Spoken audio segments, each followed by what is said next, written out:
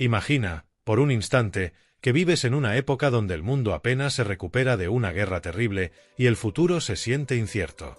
Imagina que eres una joven de un pequeño pueblo, con poca educación, destinada quizás a una vida de trabajo humilde.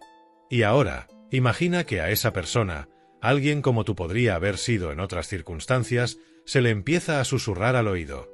Pero no susurros humanos. Susurros que parecen venir de ¿el cielo mismo? Suena increíble, ¿verdad? Casi ofensivo para la razón. ¿Cómo podría algo así sucederle a alguien tan ordinario? A una monja, viviendo una vida oculta y aparentemente sin importancia dentro de los muros de un convento?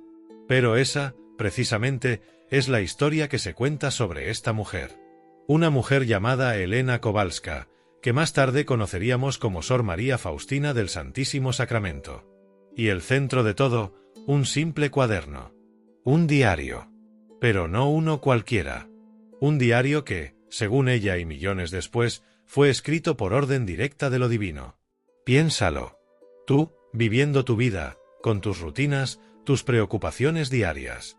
Y de repente, esa normalidad se quiebra porque empiezas a experimentar cosas que no tienen explicación lógica. Visiones. Voces internas. La sensación innegable de estar en presencia de algo, o alguien, infinitamente más grande. ¿Cómo reaccionarías? ¿Dudarías de tu propia cordura? ¿Lo guardarías como un secreto aterrador? ¿O, quizás, aceptarías que lo imposible está ocurriendo? Faustina nació a principios del siglo XX, en la Polonia rural. Una de 10 hermanos, en una familia pobre y profundamente religiosa. Su vida no estaba destinada a los titulares, ni a los grandes escenarios. Estaba destinada a la discreción del campo, a la dureza del trabajo manual y, si acaso, a la devoción sencilla de su fe. No era una intelectual. No tenía estudios avanzados. Era, en todos los sentidos, una persona, como cualquier otra que pudieras cruzarte por la calle. Entró al convento de las Hermanas de la Virgen María de la Misericordia en Varsovia. Un lugar de regla, de obediencia, de vida comunitaria y labor. Su trabajo era a menudo el más humilde: cocina, huerto, portería. Una vida de anonimato y servicio. Precisamente el tipo de vida donde esperarías encontrar, pues eso, anonimato y servicio. No revelaciones cósmicas. Pero fue dentro de esa aparente sencillez, dentro de esa vida que parecía diseñada para pasar desapercibida, donde, según su propio relato, lo extraordinario irrumpió de la manera más directa e inconfundible. Ella empezó a ver, a oír, a sentir la presencia de alguien que afirmaba ser Jesús mismo. No en sueños vagos, sino en encuentros que ella describía con una claridad asombrosa. Y él, supuestamente, le habló. Le confió mensajes. Le mostró cosas. Le pidió cosas. ¿Puedes siquiera concebir la magnitud de esa afirmación? Que el Creador del universo elija hablar con esta monja en particular en ese momento de la historia. Suena improbable. Casi absurdo. ¿Por qué ella? ¿Por qué así? ¿Y por qué, sobre todo, la orden de ponerlo todo por escrito? Porque el núcleo de esta historia, el objeto físico que lo contiene todo, es ese diario. Un conjunto de cuadernos escolares llenos de la letra de Faustina. 8 cuadernos en total, escritos a lo largo de los últimos 4 años de su vida, entre 1934 y 1938. No fue un proyecto literario premeditado. Ella no se sentó un día diciendo voy a escribir un libro. Según ella, fue una orden. Una insistencia. Una voluntad superior que la impulsó a documentar cada visión, cada conversación, cada revelación, por extrañas o confusas que parecieran, incluso para ella misma. Imagina la escena. Tú, después de un día de trabajo físico, o de largas horas en oración o labores domésticas del convento, sentándote a escribir en secreto. Porque sí, al principio, escribir este diario era algo que hacía a menudo sin el conocimiento explícito de sus superioras, por indicación de sus directores espirituales que veían algo genuino, pero que también debían proceder con cautela. Piensa en el peso de esa tarea. ¿Estaba registrando encuentros divinos? ¿O simplemente plasmando los desvaríos de una mente turbada? La línea, para quienes la observaban, debía ser increíblemente delgada y, quizás aterradora. Este diario, Divina Misericordia en mi alma, no es una novela, ni un tratado de teología sistemática escrito por un experto.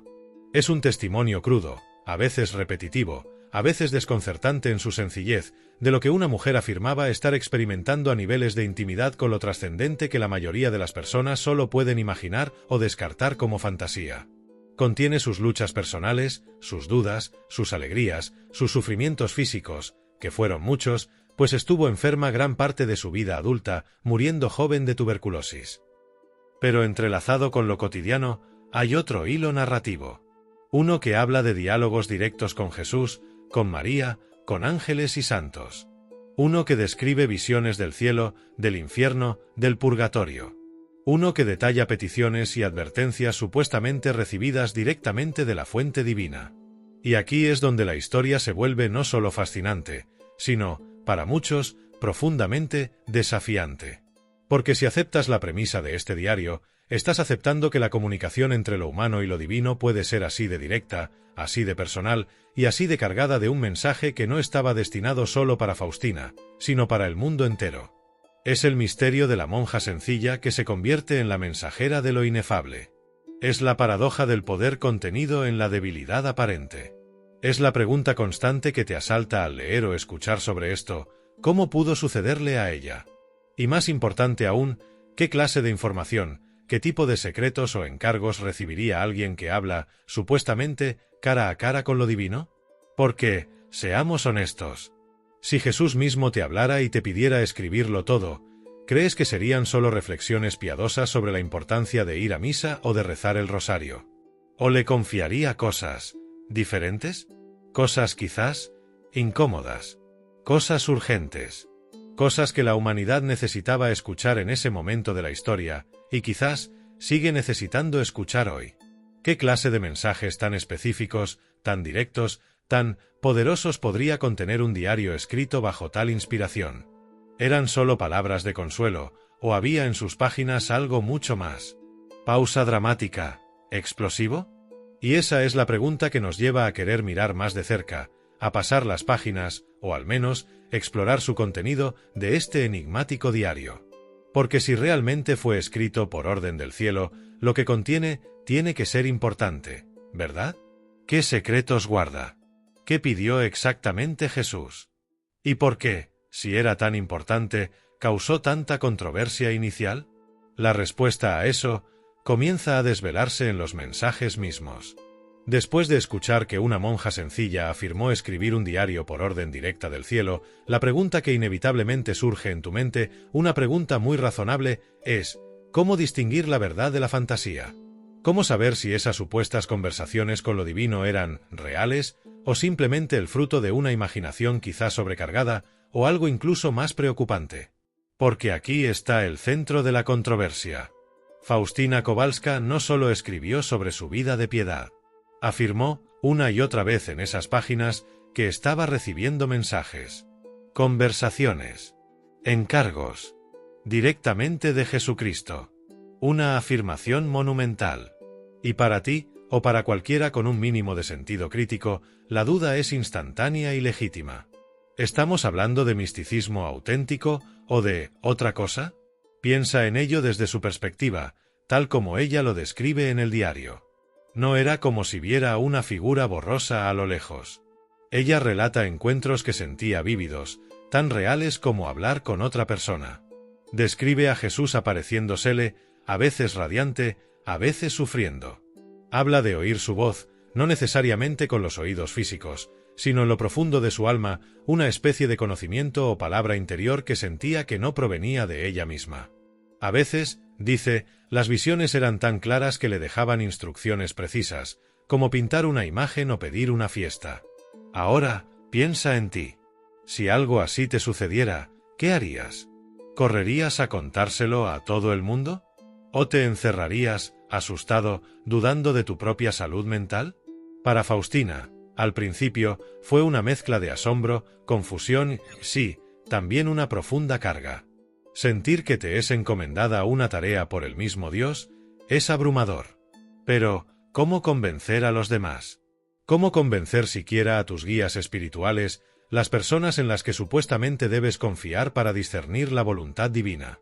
Porque sus primeros intentos de compartir estas experiencias no siempre fueron recibidos con brazos abiertos. Algunos confesores, al escuchar sus relatos de visiones y mensajes, reaccionaron con extrema cautela.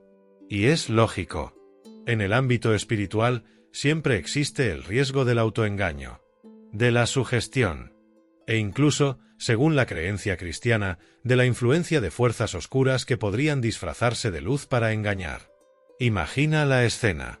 Faustina, humilde, quizás algo torpe para expresarse, intentando describirle a un sacerdote culto y formado en teología que ha visto a Jesús pidiéndole algo. Es comprensible que ese sacerdote pudiera fruncir el ceño. ¿Es esta hermana simplemente muy piadosa pero con una imaginación desbordada? ¿Podría haber algún desequilibrio psicológico, especialmente considerando que su salud física nunca fue robusta? ¿O, la posibilidad más seria en el contexto espiritual, podría estar siendo engañada? No era raro en esa época, y no lo es ahora, que las supuestas revelaciones privadas fueran vistas con escepticismo.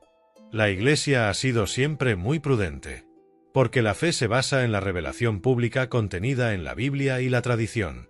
Cualquier cosa añadida debe ser examinada con lupa. Y la historia está llena de casos de personas que creyeron recibir mensajes divinos que luego resultaron ser falsos, ya fuera por error propio o por algo más siniestro. Por eso, algunos de sus confesores iniciales la sometieron a prueba. Le ordenaron que no pensara más en esas visiones, que no escribiera el diario. Le preguntaron si estaba dispuesta a obedecer, incluso si sentía que la orden venía de Dios. Era una prueba de obediencia y humildad, herramientas clave para discernir en la mística. Si los mensajes venían realmente de Dios, él no la abandonaría por obedecer a su autoridad legítima. Si venían de otra parte, la desobediencia se manifestaría. Faustina obedeció, y relata en su diario el inmenso dolor que le causó no poder escribir o pensar en esos mensajes. Pero también, según ella, Jesús mismo le confirmó que al obedecer a sus confesores, le obedecía a él. Esta fase de duda y escrutinio es fundamental. Te obliga a ti, como oyente, a preguntarte, ¿superar estas pruebas es prueba suficiente? ¿O podría una persona estar tan convencida de su propia ilusión que incluso creyera que su desobediencia a la orden de no escribir era una prueba divina? Es un terreno resbaladizo, lleno de incertidumbres. ¿Cómo estar seguro? La autenticidad de una experiencia mística es increíblemente difícil de juzgar desde fuera. Los criterios teológicos implican examinar la vida de la persona. ¿Es humilde, obediente, virtuosa? El contenido de los mensajes, ¿están de acuerdo con la fe de la Iglesia? ¿Llevan a amar más a Dios y al prójimo? Y los frutos que produce, ¿conducen a una mayor santidad en la persona y en quienes escuchan el mensaje? Pero todo esto lleva tiempo. Y en el momento en que Faustina escribía, la balanza aún estaba inclinada hacia la cautela. Ella describe en el diario la dificultad de ser entendida, la soledad de portar estas experiencias que a veces la hacían parecer extraña.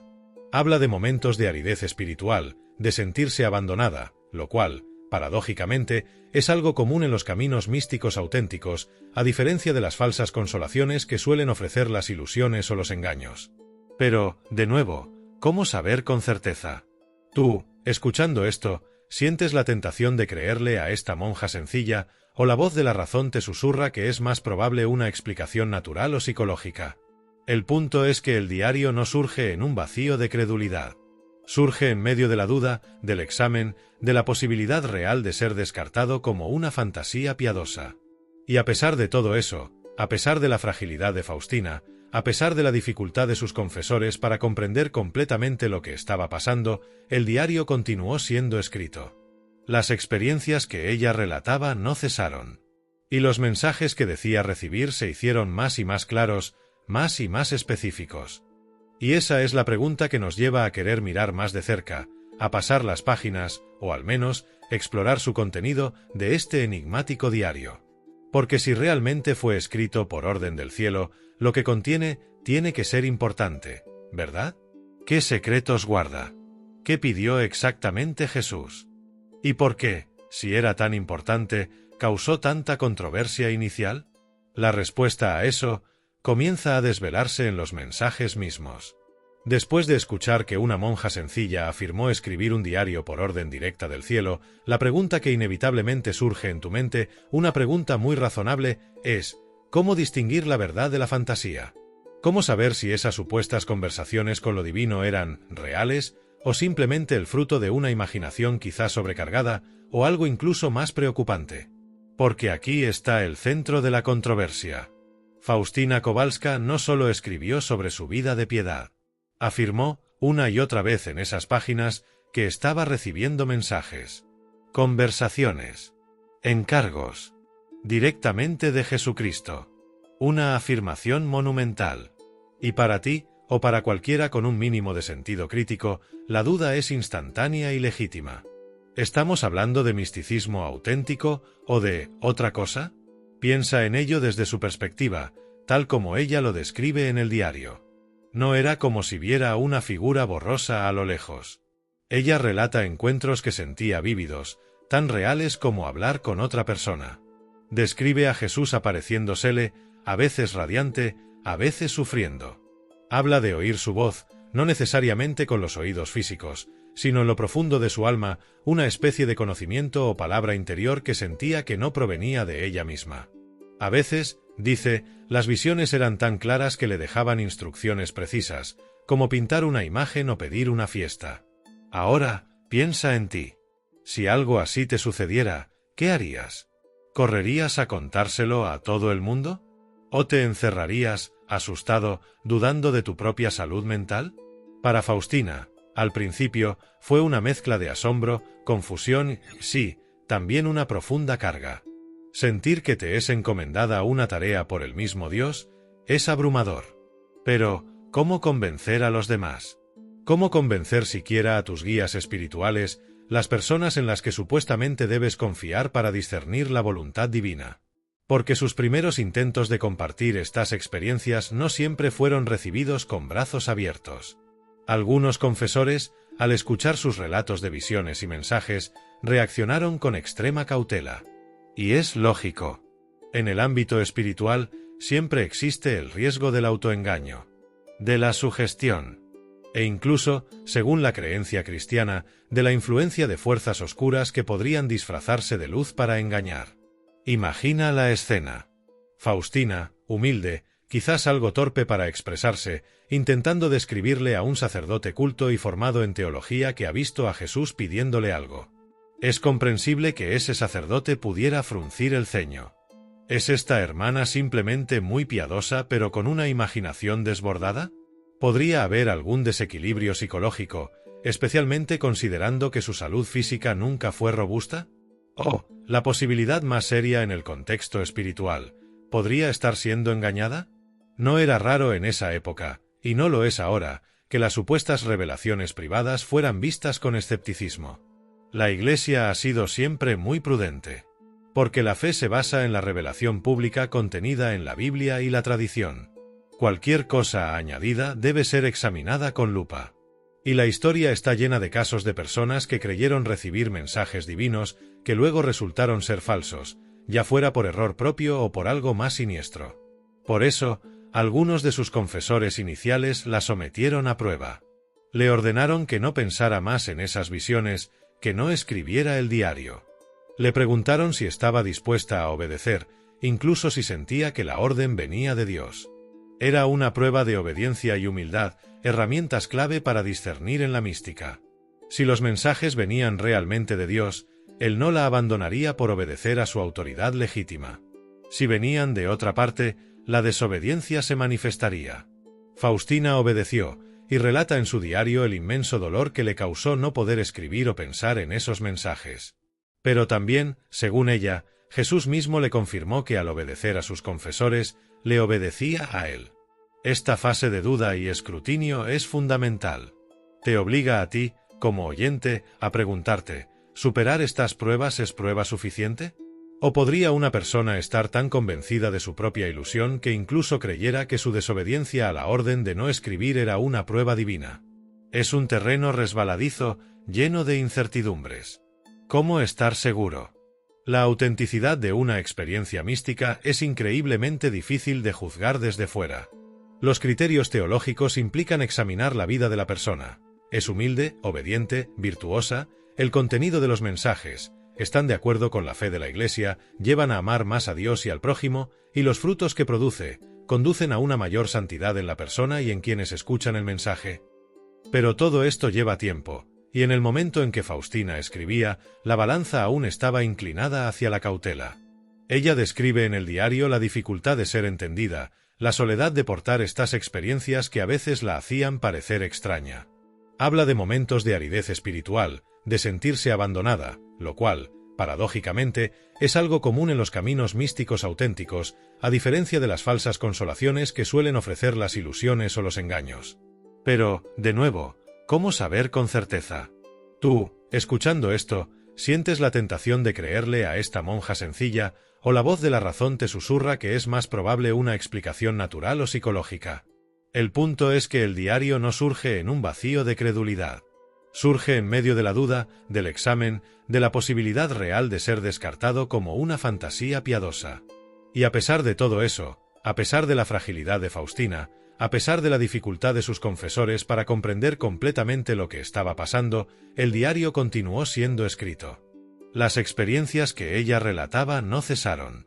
Y los mensajes que decía recibir se hicieron más y más claros, más y más específicos. Ya no se trataba solo de visiones reconfortantes. Se trataba de encargos, de peticiones divinas para la humanidad.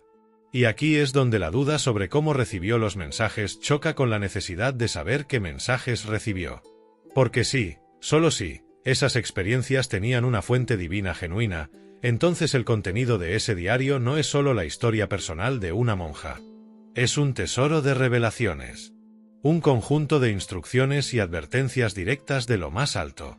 Y la pregunta se vuelve ineludible, casi apremiante. Si dejamos de lado por un momento la dificultad de verificar la fuente, ¿qué secretos, qué revelaciones tan importantes se supone que le confió Jesús a esta humilde monja polaca? ¿Qué hay de tal magnitud en esas páginas que, de ser cierto, cambiaría el curso de la historia para millones de personas, ofreciendo una esperanza o quizás una advertencia urgente que el mundo necesita escuchar? ¿Qué mensajes tan poderosos contiene este diario que valieron la pena toda esa duda, todo ese escrutinio, y que eventualmente desafiarían al mismo tiempo la prudencia y la fe del mundo? Los secretos están allí, esperando ser explorados. Dejando atrás la duda sobre cómo recibió los mensajes, entramos ahora en el corazón del asunto. ¿Qué fue exactamente lo que Jesús, según Faustina, le reveló y le pidió que transmitiera? Si el diario fue escrito por orden del cielo, como ella insistió, ¿cuáles son los secretos, los encargos divinos, las instrucciones que lo hacen tan vital? Porque, créeme, no se trataba de una simple invitación a ser una buena persona o a rezar más. Había peticiones muy concretas. Mandatos, si quieres llamarlos así, con promesas tan enormes adjuntas que, para algunos, sonarían increíbles. El mensaje central, el núcleo de todo, es la divina misericordia. Pero no como un concepto vago. Como la última tabla de salvación para la humanidad antes de que llegue el tiempo de la justicia. Piensa en el mundo en esa época, en el borde de conflictos catastróficos, lleno de ideologías violentas, de sufrimiento. Faustina, a través de sus visiones, sentía que Jesús le decía que la humanidad necesitaba desesperadamente volver a la fuente de la misericordia, porque el tiempo se acortaba. Te estaba hablando a ti, y a mí, y a todos, a través de sus palabras. Y para hacer visible y accesible esta misericordia, Jesús, según Faustina, dio instrucciones muy precisas. No sugerencias. Mandatos. El primero fue impactante y visual. Le dijo, pinta una imagen según el modelo que ves, con la firma, Jesús, en ti confío. Imagina la escena que ella describe. Jesús con túnica blanca, una mano levantada en actitud de bendición, la otra tocando la túnica a la altura del pecho, de donde emanan dos grandes rayos, uno rojo y otro pálido. El rojo, según le explicó, representa la sangre que da la vida a las almas, y el pálido, el agua que justifica a las almas. Estos dos rayos brotaron de las entrañas más profundas de su misericordia cuando su corazón agonizante fue abierto por la lanza en la cruz. Un simple cuadro, ¿verdad? Pero no. Este no era un encargo artístico cualquiera. Jesús, según el diario, le dio a esta imagen un poder tremendo. Prometo, le dijo, que el alma que venere esta imagen no perecerá. También prometo, ya aquí en la tierra, la victoria sobre los enemigos y especialmente a la hora de la muerte. Yo mismo la defenderé como a mi propia gloria. Piensa en la audacia de esa promesa. La veneración de una imagen específica, solicitada por una monja en una revelación privada, ¿podría realmente ser garantía de salvación y protección incluso en el momento final de la vida? ¿No suena eso demasiado fácil? ¿O quizás una promesa divina que desafía nuestra lógica humana? Es el primer gran secreto práctico, la imagen como un recipiente de gracia si la veneras con confianza. El segundo mandato era sobre el tiempo. Jesús le pidió una fiesta. Específicamente, le dijo: «Deseo que el primer domingo después de la Pascua de Resurrección sea la fiesta de la misericordia». No cualquier domingo. Ese domingo. Instituir una fiesta litúrgica mayor en la Iglesia es un asunto de enorme importancia, algo que decide la máxima autoridad. Y aquí estaba esta monja, diciendo que Jesús mismo le pedía que se estableciera una fiesta basándose en sus revelaciones privadas.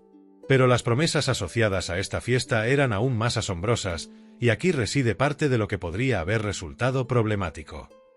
Jesús, según el diario, dijo: «En ese día, las profundidades de mi tierna misericordia están abiertas. Derramo todo un océano de gracia sobre aquellas almas que se acercan al manantial de mi misericordia. El alma que se confiese y reciba la Sagrada Comunión obtendrá el perdón total de las culpas y de las penas». Detente un momento a considerar esto. Perdón total. No solo de los pecados, sino también de las penas debidas por esos pecados. Esto, en la teología católica, es algo extraordinario, asociado generalmente a indulgencias plenarias bajo condiciones muy específicas y a menudo laboriosas. Aquí, se prometía para un día concreto, con dos requisitos relativamente sencillos: confesión y comunión, junto con la confianza y la práctica de la misericordia, que son inherentes al mensaje. ¿Podría ser tan sencillo obtener un perdón tan completo? ¿No debilitaría esto la seriedad con la que uno ve las consecuencias del pecado? Oh, de nuevo, ¿era una promesa divina que superaba la comprensión humana de la justicia? Es el segundo secreto, un día de gracia insondable ofrecido a quienes se sumerjan en la misericordia. El tercer encargo fue una oración. Una oración específica. Jesús le enseñó a Faustina una coronilla, un conjunto de oraciones que se rezan utilizando las cuentas del rosario, pero con invocaciones diferentes. Una oración corta, relativamente fácil de aprender. Y de nuevo, las promesas ligadas a esta oración eran inmensas. Jesús dijo: «Oh, qué gracias tan grandes concederé a las almas que recen esta coronilla. Cuando recen esta coronilla junto a los moribundos, me pondré entre el alma agonizante y mi Padre como Salvador misericordioso, no como justo juez». Piensa en el poder que se le atribuye a recitar estas palabras específicas.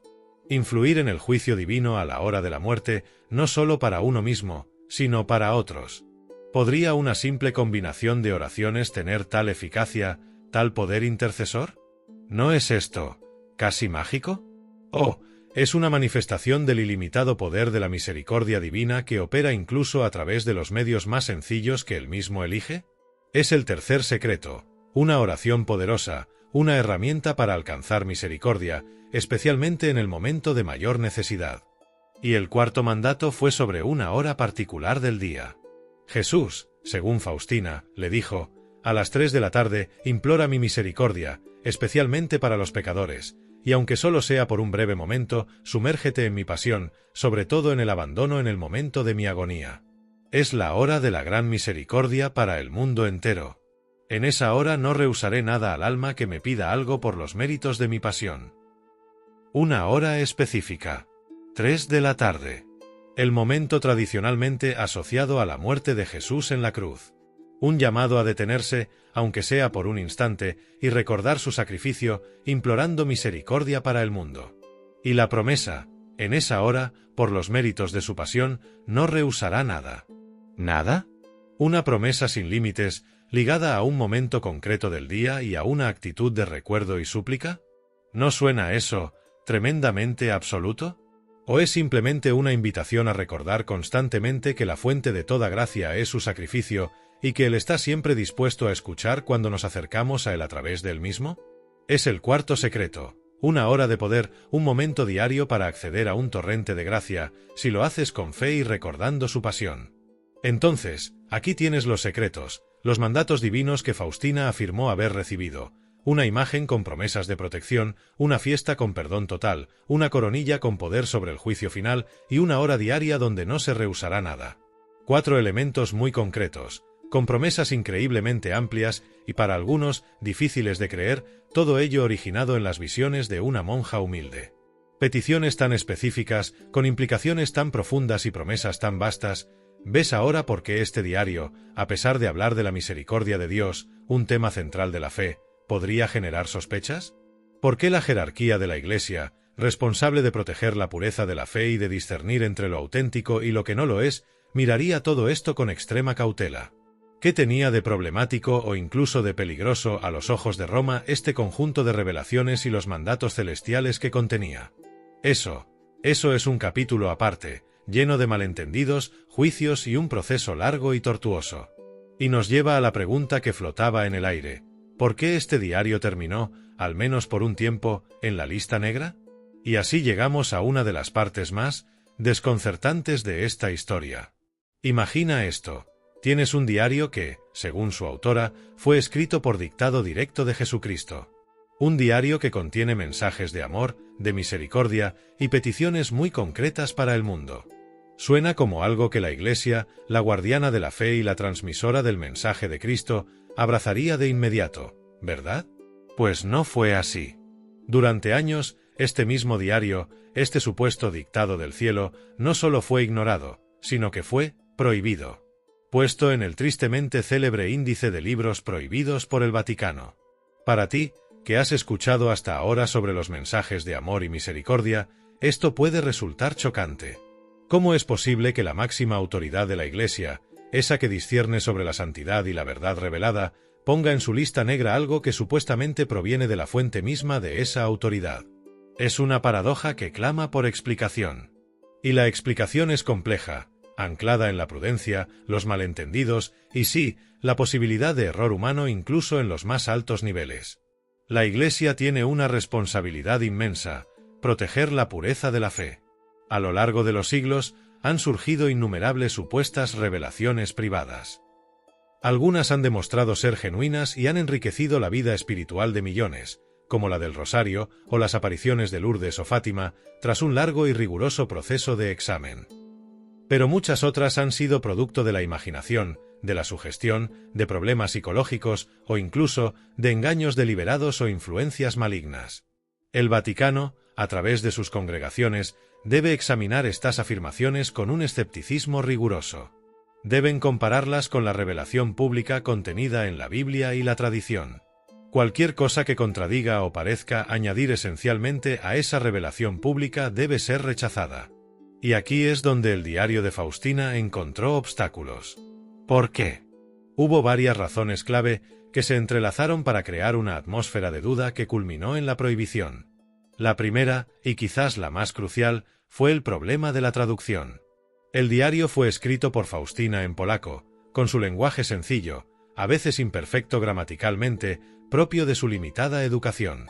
Las primeras traducciones que llegaron a Roma, especialmente una versión italiana, eran malas. Muy malas.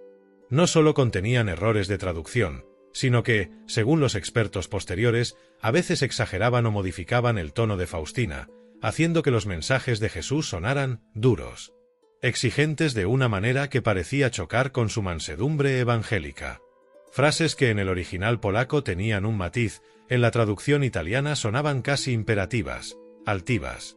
Imagina a los teólogos del Vaticano leyendo palabras atribuidas a Jesús que sonaban ásperas o que parecían imponer nuevas devociones de una manera casi obligatoria, más que como una invitación amorosa. Esto, comprensiblemente, levantó banderas rojas. ¿Era este el Jesús de los Evangelios? ¿O era una imagen distorsionada? Segundo, estaba la cuestión de la teología inherente en los mensajes y las promesas asociadas a las devociones. Como mencionamos en el capítulo anterior, Las promesas ligadas a la imagen, la fiesta, la coronilla y la hora de la misericordia eran vastas. El perdón total de culpas y penas, protección en la hora de la muerte, no rehusar nada. A oídos de algunos teólogos prudentes, esto podría sonar como una especie de vía rápida a la salvación. Parecía poner un énfasis tan abrumador en la misericordia que, quizás, no se equilibraba suficientemente con la necesidad de la justicia, el arrepentimiento profundo, la penitencia, el esfuerzo moral y la vida sacramental ordinaria. Estaba este mensaje, involuntariamente, minimizando la seriedad del pecado o el camino arduo de la santificación. Parecía que se ofrecían gracias extraordinarias a través de devociones nuevas, provenientes de una fuente privada, lo cual, en un clima de cautela, era motivo de recelo. Tercero, existía la desconfianza general hacia las revelaciones privadas. En el siglo XX, con el auge de la psicología y el escepticismo científico, las afirmaciones de visiones y locuciones a menudo se miraban primero a través de un prisma naturalista o psicológico antes que espiritual. Y dentro de la Iglesia, la proliferación de supuestas apariciones y mensajes requería una respuesta estándar de prudencia extrema hasta que la autenticidad estuviera probada más allá de toda duda razonable, lo cual es un estándar muy alto. El caso de Faustina no era el único sobre la mesa del Santo Oficio. Y un factor crucial que jugó en contra del diario en ese momento, la muerte prematura de Faustina en 1938. Ella era la fuente principal, la única que podía aclarar las ambigüedades, explicar el contexto de sus experiencias, responder a las preguntas teológicas que surgían de sus escritos. Al morir tan joven, su testimonio directo se perdió. Solo quedó el diario, un texto que necesitaba interpretación, y unas devociones que empezaban a extenderse sin una supervisión oficial clara al principio.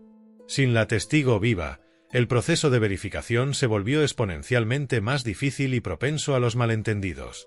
Así, los informes llegaron a Roma.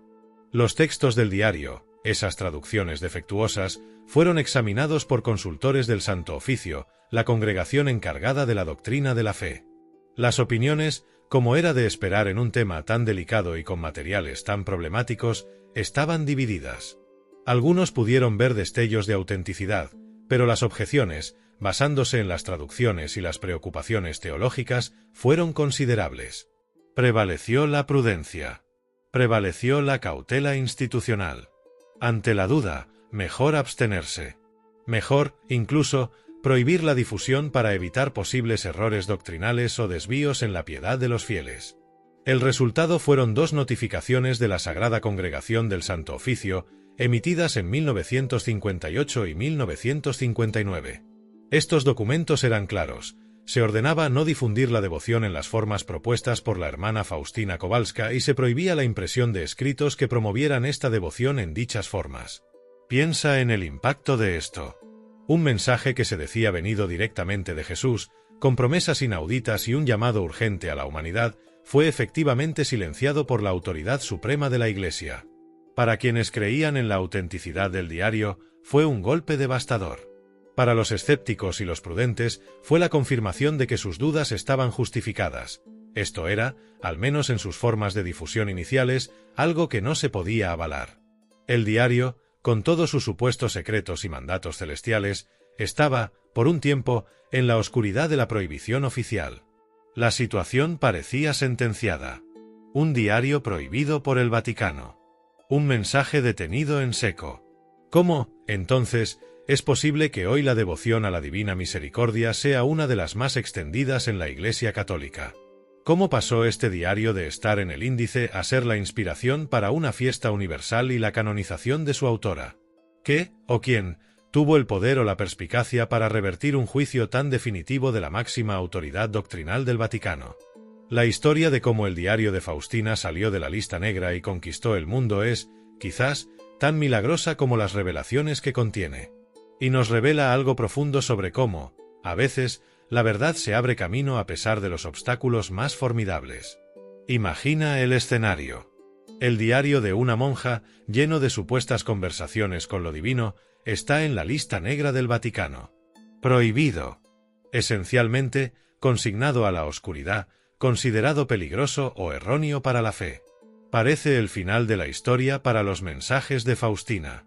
La autoridad ha hablado, y el veredicto es negativo. Pero la historia de este diario no terminó ahí. De hecho, la prohibición de 1958 y 1959 fue, irónicamente, solo una pausa. Una pausa de apenas 20 años en el gran esquema de la historia de la Iglesia. Porque algo, o alguien, impulsó una nueva mirada sobre el caso. Y ese alguien fue crucial.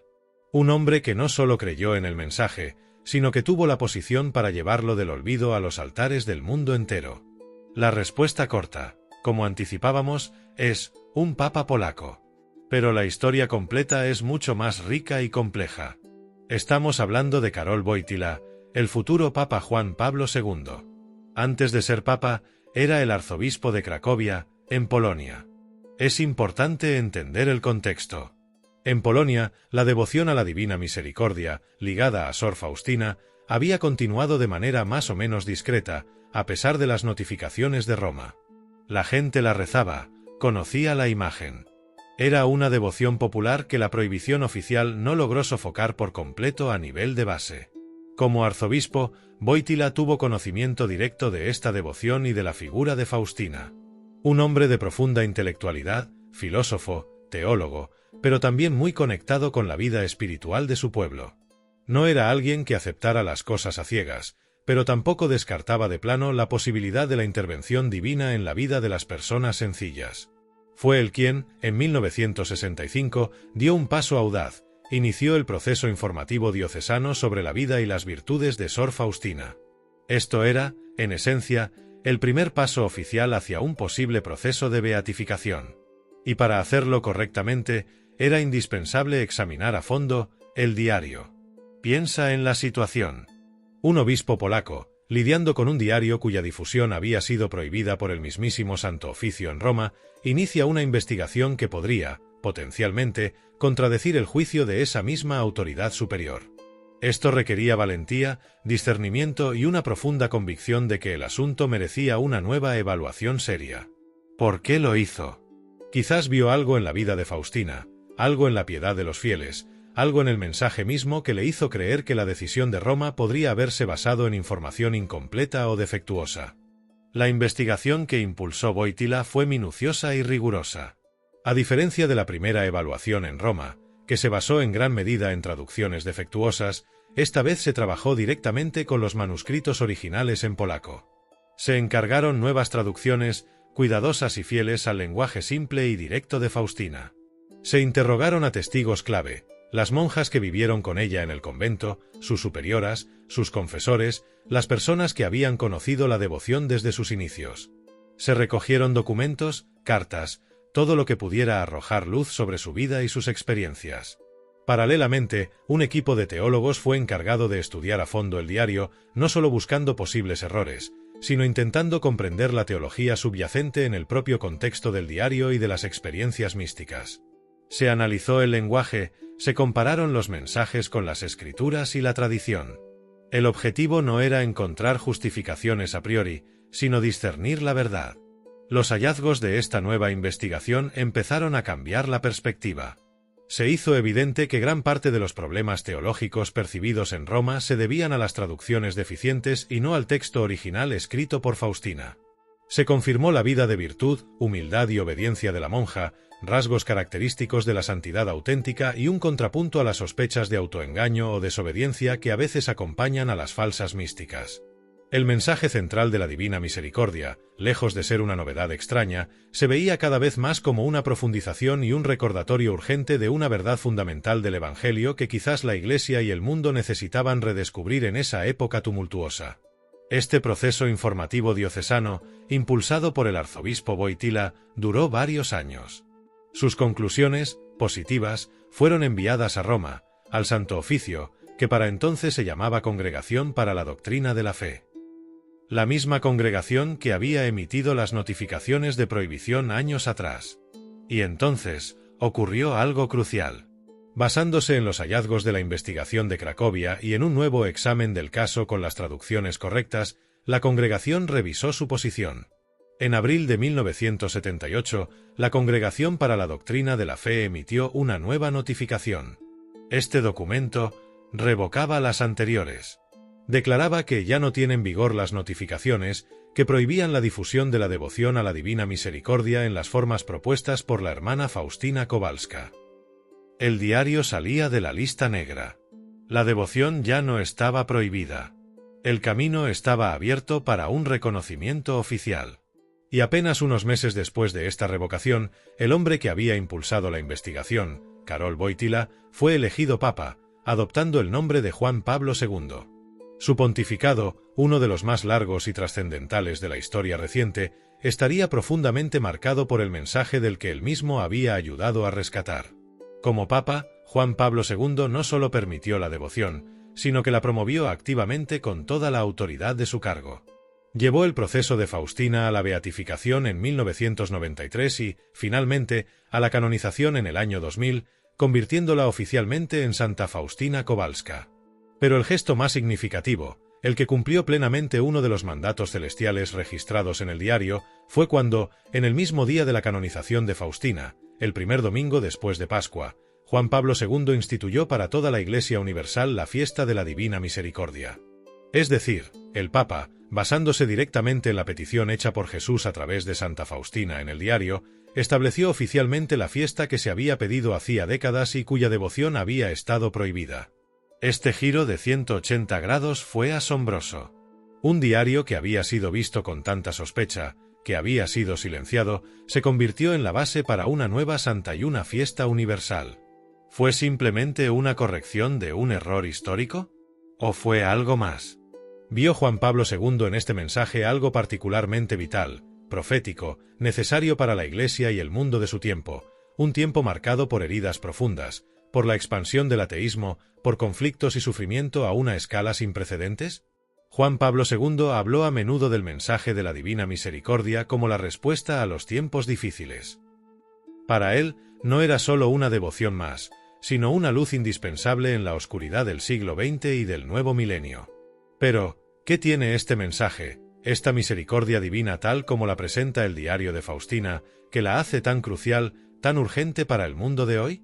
Hay secretos o advertencias en esas páginas que aún no hemos explorado completamente, mensajes que hablan directamente a nuestra realidad actual, a los desafíos que tú y yo enfrentamos ahora mismo.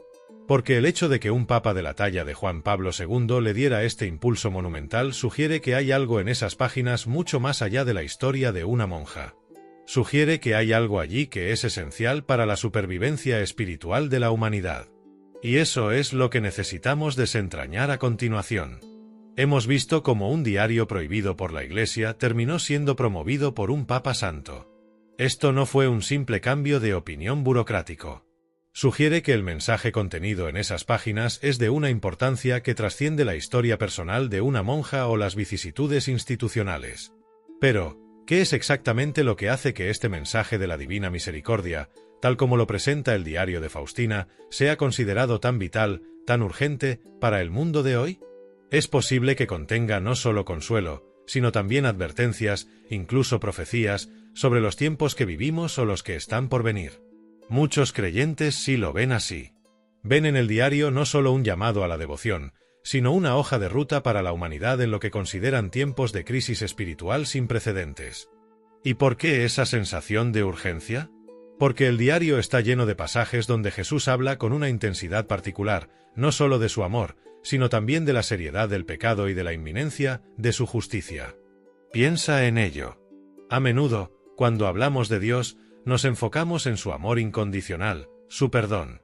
Y es verdad, la misericordia de Dios es infinita. Pero el diario de Faustina nos recuerda, con palabras atribuidas directamente a Jesús, que Dios también es justo. Y que su justicia tiene consecuencias. No es un Dios indiferente al mal, al sufrimiento causado por el pecado. Y aunque Él es paciente, hay un límite, o más bien, un momento de rendición de cuentas. Jesús le dice a Faustina, según sus escritos, cosas como, prepara el mundo para mi última venida. O habla a las almas de mi gran misericordia, porque se acerca el momento de mi terrible día. O la frase que resuena con particular fuerza, antes de venir como justo juez, vengo primero como rey de misericordia. Estas palabras, y otras similares dispersas por el diario, crean una atmósfera, no de miedo paralizante, pero sí de una seria advertencia. Sugieren que la hora de la misericordia que se ofrece a través de este mensaje es un periodo específico, un tiempo de gracia excepcional que precede a algo más. Algo que, si la humanidad no responde a la misericordia, será la hora de la justicia. Y aquí está la parte que puede resultar incómoda o, como hemos dicho, rebuscada para algunos. ¿Está el diario prediciendo eventos futuros específicos? ¿Está dando una especie de cronograma divino? La Iglesia es muy cautelosa al interpretar profecías en revelaciones privadas. No podemos fijar fechas ni detalles concretos basándonos solo en esto. Pero sí podemos entender el espíritu del mensaje. Y el espíritu aquí es innegable. La humanidad se encuentra en una encrucijada. Ha elegido caminos de autodestrucción espiritual, moral y a veces, física, a través del pecado y el rechazo de Dios. Y la respuesta divina a esto, antes de permitir que las consecuencias de esas elecciones lleguen a su punto final, el juicio, es esta oferta masiva de misericordia. El diario habla del abismo de la miseria en el que la humanidad ha caído a causa del pecado. Y contra ese abismo, Jesús contrapone el abismo de mi misericordia. El mensaje de Faustina no es para un mundo que vive en la santidad, sino para un mundo que se ha perdido, que sufre, que ignora a Dios, que está sumido en el caos moral. ¿No te suena eso preocupantemente familiar cuando miras las noticias hoy, cuando ves la polarización, la violencia, la indiferencia ante el sufrimiento ajeno, la búsqueda desenfrenada del placer o el poder? Jesús, según el diario, insiste en que esta misericordia es la última tabla de salvación. Piensa en lo que significa eso. Una tabla. En medio de un naufragio. No es el barco entero.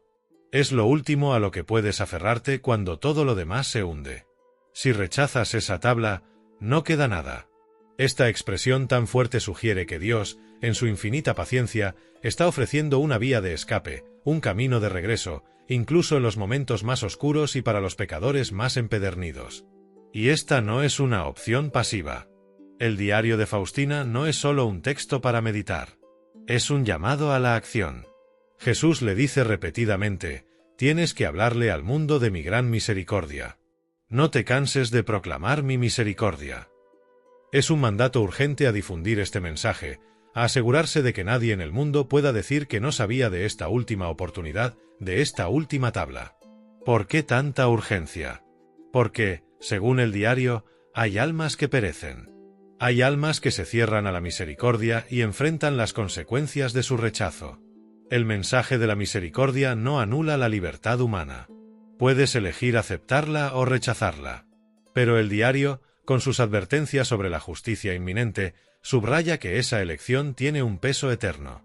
Entonces, más allá de si interpretas los pasajes sobre los tiempos como profecías literales de eventos futuros o como advertencias atemporales sobre la condición humana que resuenan con particular fuerza en ciertas épocas, como la de Faustina, al borde de la Segunda Guerra Mundial, o quizás la nuestra, el mensaje central de urgencia es claro. La misericordia de Dios está disponible ahora de una manera particular, y es la respuesta a un mundo que se dirige, si no cambia de rumbo, hacia la justicia divina. Es un llamado a la conversión, sí, pero enmarcado en un contexto de un tiempo limitado de gracia intensiva.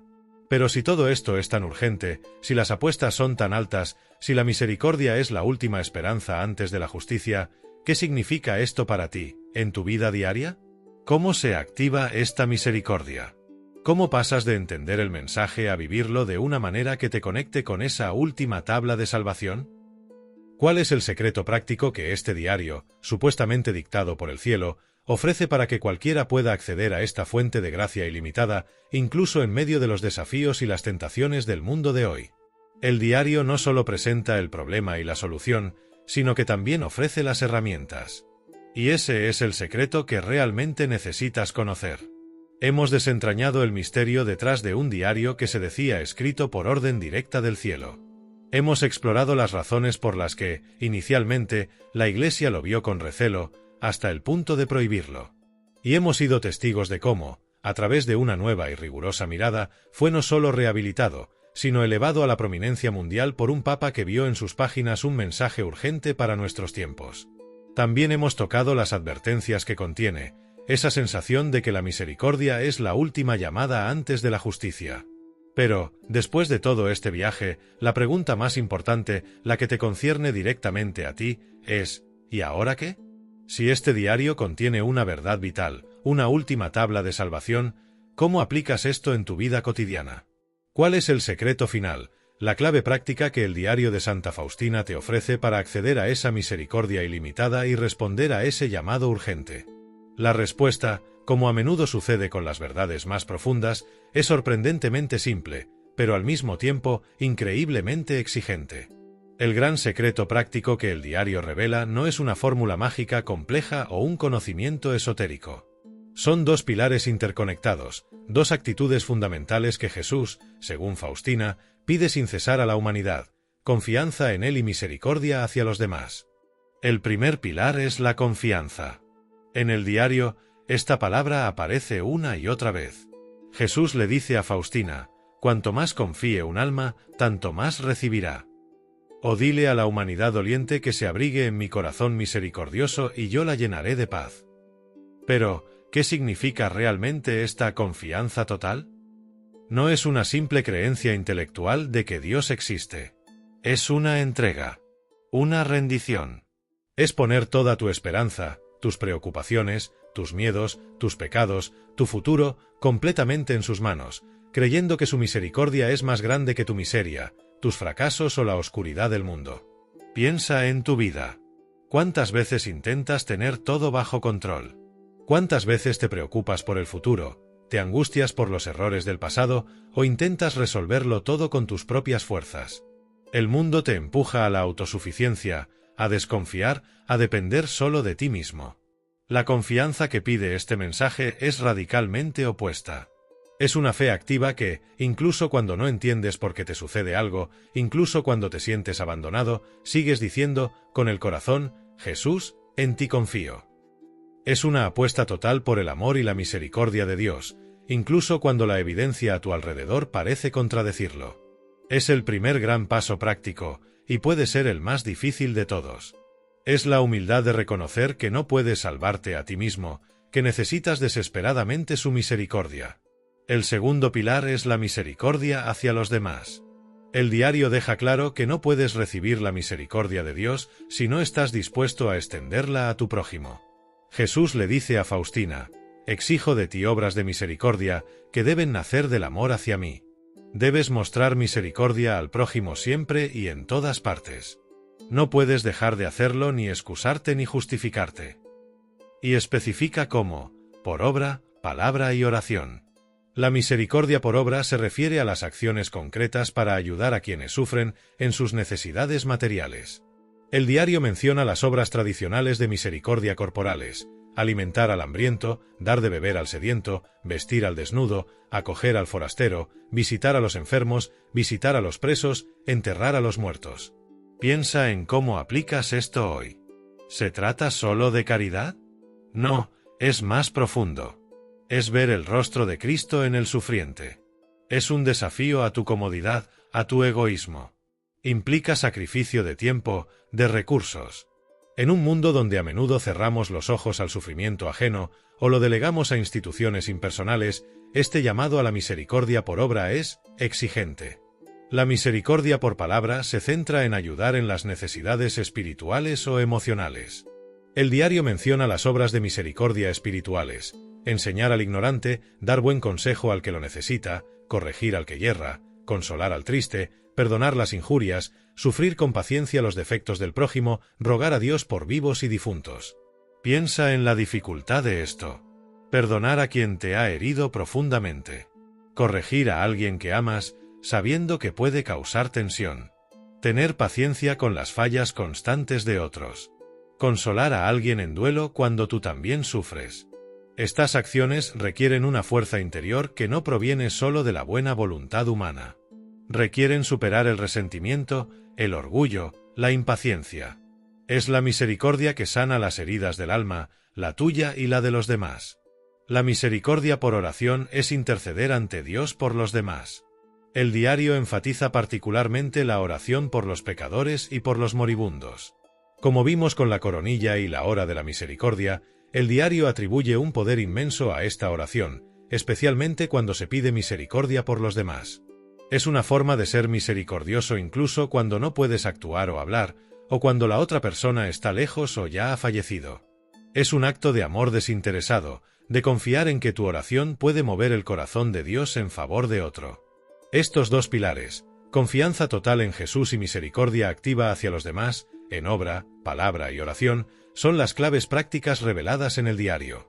Pero, ¿de dónde sacar la fuerza para vivir así?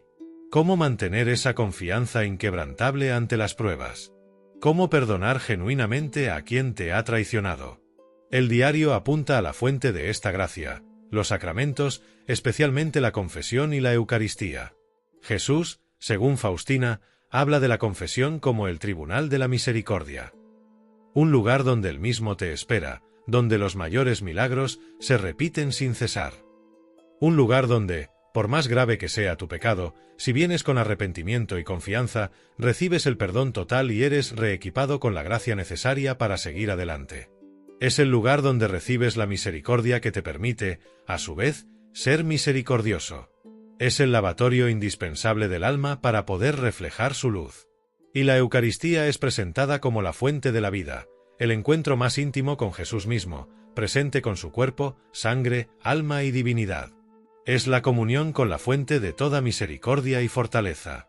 Es donde recibes el alimento espiritual que te sostiene en tu camino de confianza y te capacita para amar y servir como Él amó y sirvió. Es la unión que te transforma para que puedas convertirte en ese reflejo de su misericordia en el mundo. Así, el camino práctico trazado en el diario es claro, aunque desafiante. Arraigar tu vida en una confianza radical en la misericordia de Dios, expresar esa confianza viviendo activamente la misericordia hacia todos los demás, por obra, palabra y oración. Y nutrirte constantemente de la fuente de esa misericordia en los sacramentos de la confesión y la Eucaristía. Hemos recorrido un camino sorprendente, desde la historia de una monja que afirmaba hablar con Jesús, pasando por un diario envuelto en misterio y duda, luego prohibido por la autoridad de la Iglesia, rescatado y promovido por un papa que vio en él un mensaje esencial para la supervivencia espiritual de la humanidad, y finalmente, aterrizando en estas claves prácticas para la vida diaria. Pero queda una pregunta persistente, una reflexión final para ti. Después de conocer todo esto, ¿cómo ves este diario? ¿Es solo un libro más sobre la vida de una santa, una colección de oraciones y devociones particulares para quienes se sientan atraídos por ellas? ¿O este diario escrito por orden del cielo es, como muchos creen, algo mucho más fundamental? ¿Es realmente la hoja de ruta que la humanidad, perdida y doliente, necesita desesperadamente en estos momentos oscuros para encontrar el camino de regreso a la esperanza y a la paz? ¿Tiene este mensaje, vivido de esta manera simple pero radical de confianza y misericordia activa, el poder real de transformar tu vida? Y quizás, a través de vidas transformadas como la tuya, de empezar a cambiar el mundo? Esa es la última y más personal pregunta que este diario te plantea. Hemos llegado al final de este viaje, un viaje que empezó, casi improbablemente, en la discreta celda de una monja en la Polonia de hace casi un siglo. Una monja humilde, con un cuaderno lleno de afirmaciones que desafiaban la lógica, de conversaciones supuestamente tenidas con lo más alto. Un viaje que nos llevó a través de las salas polvorientas de archivos conventuales, al escrutinio riguroso de la Iglesia, a la sorpresa de una prohibición oficial y luego, contra todo pronóstico, a una asombrosa rehabilitación y a la elevación a los más altos honores eclesiásticos y a la difusión global. Piensa en la magnitud de lo que hemos explorado. Este diario, escrito en circunstancias tan singulares y enfrentando obstáculos tan formidables, no se quedó en un nicho para unos pocos devotos. Explotó. Su mensaje se extendió como una onda expansiva por todo el planeta. Hoy, la imagen de Jesús de la Misericordia, pintada por primera vez bajo la guía de la misma monja y según las instrucciones que ella afirmó recibir, se encuentra en iglesias, hogares, hospitales, en todos los rincones del mundo. Millones y millones de estampas y cuadros. La coronilla a la Divina Misericordia, esa oración enseñada supuestamente por Jesús mismo a Faustina, se reza a diario por innumerables personas, en todas las lenguas imaginables, en todas las zonas horarias, especialmente a las 3 de la tarde, la hora de la misericordia que ella registró. La fiesta de la Divina Misericordia, ese primer domingo después de Pascua, es ahora una celebración oficial y solemne en el calendario de la Iglesia Católica Universal, instituida por un papa que personalmente creyó en la autenticidad del mensaje. El diario mismo ha sido traducido a decenas de idiomas. Se imprimen millones de copias cada año. No es solo un libro de oraciones o meditaciones, es un fenómeno literario y espiritual de proporciones gigantescas, considerando su origen. Se han construido santuarios dedicados a la Divina Misericordia en incontables países. Congregaciones religiosas y movimientos laicales se han fundado con la misión específica de vivir y difundir este mensaje. Para ti, que has seguido esta historia, el simple hecho de este impacto global, esta explosión de devoción y respuesta, plantea una pregunta ineludible. ¿Cómo se explica esto? ¿Cómo pudo un diario con un origen tan controvertido, escrito por una monja que murió joven y relativamente desconocida, y que fue inicialmente silenciado por la autoridad eclesiástica, resonar con tal fuerza en tantos millones de corazones, a través de culturas y continentes, a lo largo de décadas? ¿Fue solo una casualidad histórica? ¿El momento adecuado, el papa adecuado?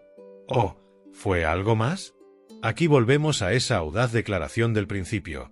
Este diario fue escrito por orden del cielo. Hemos examinado la dificultad de verificar esa afirmación. Hemos visto la prudencia de la Iglesia al enfrentarse a ella. Pero ahora, al mirar el legado, al ver los frutos de conversión, de esperanza, de paz que millones de personas afirman haber encontrado al abrazar este mensaje, ¿es posible que la afirmación sea, de hecho, literalmente cierta? Quizás no fue solo escrito por orden del cielo en el sentido de un dictado mecánico, como si Faustina fuera una simple secretaria tomando notas. Quizás, y esta es la reflexión más profunda y, para algunos, la más desafiante, es el cielo mismo hablándonos a través de este canal elegido, la vida humilde, la profunda fe y la obediencia de Sor Faustina. Es como si Dios, viendo la desesperación, el sufrimiento, la tendencia de la humanidad a autodestruirse y a olvidarle, hubiera decidido, en este tiempo particular de la historia, lanzar un recordatorio urgente, una invitación apasionada, utilizando un lenguaje que pudiéramos entender, el lenguaje de una vida entregada y de palabras sencillas pero cargadas de poder. Es el cielo susurrándonos que, a pesar del abismo de nuestro pecado, existe un abismo infinitamente mayor, el de su misericordia. Es Dios recordándonos, no con un trueno desde las nubes, sino a través del testimonio de una de sus hijas más fieles, que la misericordia divina no es una teoría teológica abstracta, sino una realidad viva, accesible, el último recurso, la mayor esperanza que tenemos en este mundo turbulento. Este diario es un tesoro, no por sus méritos literarios, que son sencillos, sino por el mensaje que contiene y la fuente de la que afirma provenir. Es un llamado a la acción, un recordatorio de verdades fundamentales, la seriedad del pecado, la realidad del juicio, sí, pero sobre todo, la inimaginable profundidad del amor y el perdón de Dios, disponibles para el pecador más empedernido, si tan solo confía y se acerca. Para ti, que has escuchado esta historia, el viaje no termina aquí. La historia del diario de Santa Faustina, con todos sus misterios, controversias y su asombroso legado, te invita a una última y crucial reflexión personal. ¿Qué haces tú con este mensaje? ¿Lo dejas pasar como una historia interesante pero ajena a tu realidad? ¿O permites que la posibilidad de que el cielo esté hablando, de que la misericordia sea tu mayor esperanza, resuene en lo profundo de tu alma? Este diario es, para quienes lo abrazan, más que un libro de oraciones. Es una hoja de ruta espiritual en un mundo que parece haber perdido su camino. Es un recordatorio constante de que la confianza en Dios y la misericordia hacia los demás no son opciones piadosas, sino el camino esencial hacia la paz y la plenidad. ¿Te atreves a explorar más a fondo esa confianza radical de la que habla Faustina? ¿Te desafía el llamado a vivir activamente la misericordia, por obra, palabra y oración, en un mundo que prefiere el juicio y la indiferencia? ¿Sientes la atracción hacia las fuentes de gracia que son la confesión y la Eucaristía, presentadas en el diario como piscinas de misericordia? El viaje de este diario es extraordinario. Pero el verdadero viaje es el que tú puedes emprender al permitir que su mensaje, este mensaje que sobrevivió a la duda, la enfermedad y la prohibición, toque tu corazón y transforme tu vida. Quizás, al hacerlo, descubrirás por ti mismo por qué millones de personas creen que este diario no es solo el escrito de una monja, sino la voz misma del cielo, susurrándole a la humanidad que su misericordia está abierta, que su paciencia no se ha agotado, y que, pase lo que pase, en él, en su misericordia, está nuestra más grande y segura esperanza. Si esta historia te ha intrigado, te ha hecho reflexionar o te ha movido, te invito a que profundices. Hay mucho más en el diario de Santa Faustina de lo que pudimos cubrir aquí. Considera buscar el diario, leerlo por ti mismo. Descubrir las palabras que han cambiado la vida de innumerables personas. Si quieres seguir explorando temas como este, llenos de misterio, fe y desafíos a nuestra comprensión del mundo, considera suscribirte a este canal. Déjanos tus comentarios abajo. ¿Qué piensas de esta historia? ¿Te parece creíble, desafiante, inspiradora? ¿Conocías ya este diario? Comparte tu perspectiva. Porque al dialogar, al cuestionar, al reflexionar juntos, seguimos desentrañando los profundos misterios de la fe y la vida. La historia del diario de la Divina Misericordia es una invitación abierta. ¿La aceptas?